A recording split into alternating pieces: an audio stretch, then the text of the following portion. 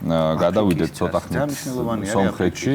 კი, აფრიკამდე სომხეთში გადავინაცვლოთ და ვისაუბროთ ფუტზალის ნაკრებზე, სადაც სომხებმა მოახერხეს ჩვენი დამარცხება. ეს ის ერთ-ერთი გამონაკლის შემთხვევა, როცა ჩვენმა მეზობელმა და მეგობარმა ქვეყანამ იცი რა, აი ვთქვი რომ აუცილებლად უნდა ვთქვა მეთქი და რაღაცნაირად მასპინძლებს მივეცით მოგების საშუალება, მანამდე 5-1 ყავდა დამარცხებული და ახლა 3-1 წავაგეთ. ერთადერთი ბურთი გიორგი ჩიმაკაიძემ გაიტანა საქართველოს ნაკრებს, მანამდე მოლდოვასთან ქონდა გამარჯვება აქტივში ჩაწერილი, ანგარიშში 5-1 და ეს არის 4-თა ტურნირი, ოღონდ ამ 4-თა ტურნირში ერთმა ვერ მიიღო მონაწილეობა და საბოლოო ჯამში დარჩა 3-თა ტურნირი, საიდანაც ერთი მოვიგეთ, ერთი წავაგეთ და დაუბრუნდით სახლში. მოკლედ ეს იყო რეალურად მზადება ევრო 2026-ისთვის, რომელზე მონაწილეობასაც ჩვენი ნაკრების ფეხბურთელები უკვე 26 იანვრიდან დაიწყებენ. ლატვიასთან გვაქვს პირველი თამაში, 25 იანვარს ხორვატიას დაუპირისპირდებით და 28 იანვარს საქართველოს საფრანგეთის წინააღმდეგ ითამაშებს.